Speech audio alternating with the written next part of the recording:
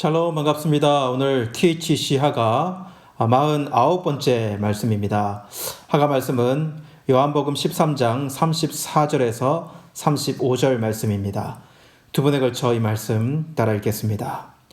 새 계명을 너희에게 주노니 서로 사랑하라. 내가 너희를 사랑한 것 같이 너희도 서로 사랑하라. 너희가 서로 사랑하면 이로써 모든 사람이 너희가 내 제자인 줄 알리라. 요한복음 13장 34절에서 35절 말씀. 새 계명을 너희에게 주노니 서로 사랑하라.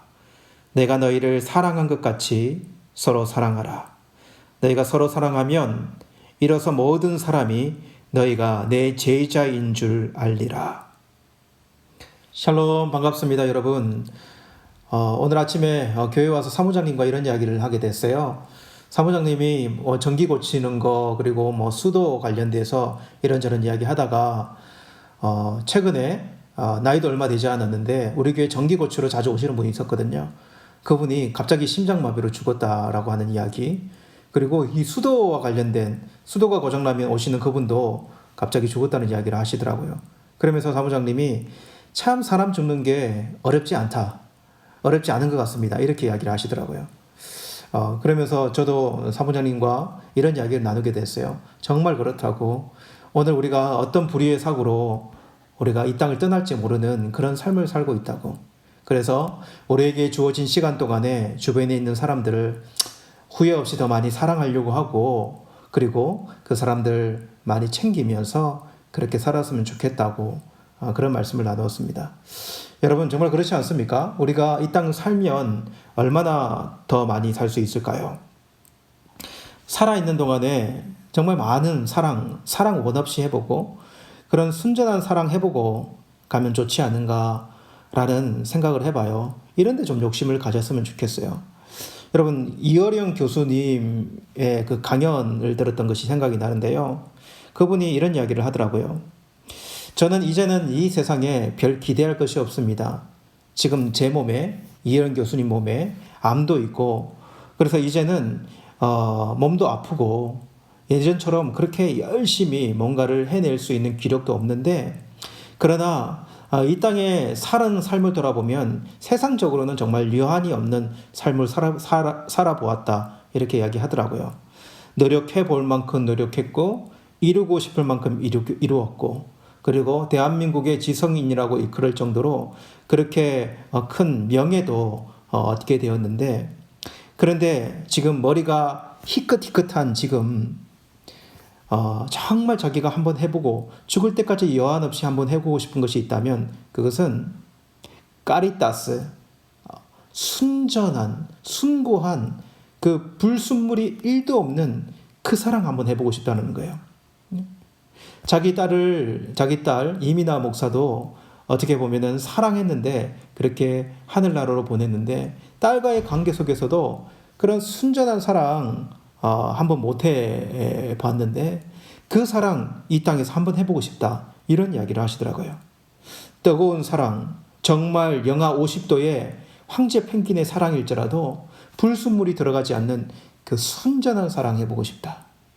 여러분, 이분의 말이 이해가 되십니까? 여러분들도 그런 마음 혹시 들어본 적 없으십니까? 여러분, 그런데 이 세상에서 그런 사랑은 누가 알 수 있을까요? 누가 그런 사랑을 이 세상에서 맛볼 수 있을까요? 여러분, 그 순전한 사랑은 우리 하나님 사랑이에요. 하나님은 사랑이시라라고 말씀하신 그 하나님의 사랑. 그리고 그 사랑은 우리 하나님의 사랑이니 우리 하나님의 아들이신 예수 그리스도로만이 이 세상에 드러난 성취된 그런 사랑이라고 우리는 볼 수 있습니다.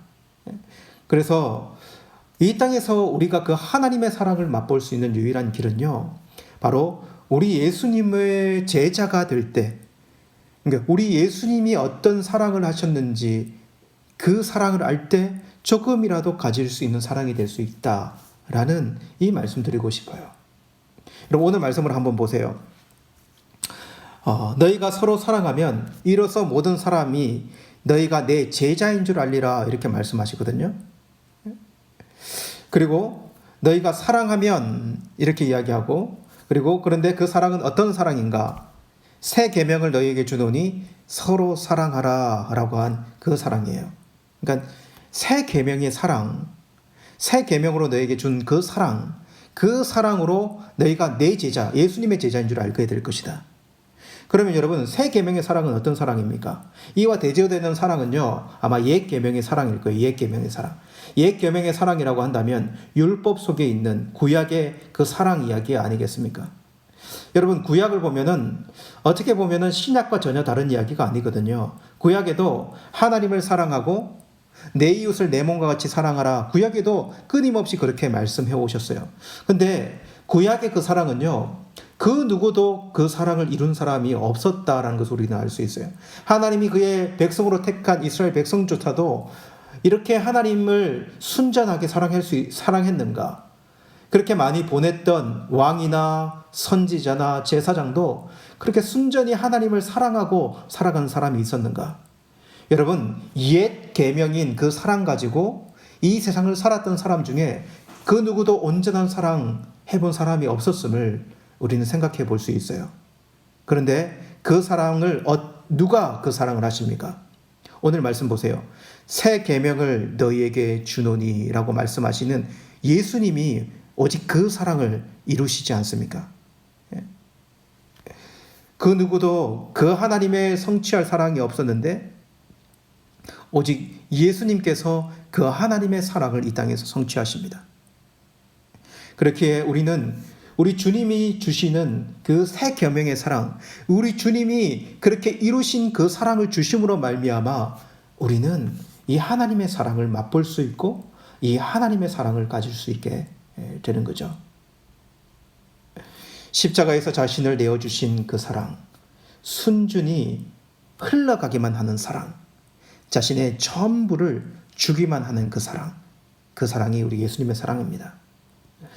여러분, 인간의 사랑이 불완전한 이유는 저는 조건 때문이라고 생각이 들어요.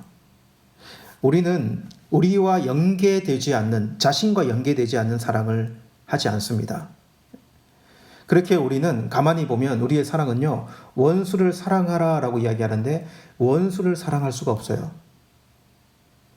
우리 주님의 사랑만이요, 원수를 사랑할 수 있는 사랑이에요. 왜냐하면 하나님의 사랑이기 때문에 그래요.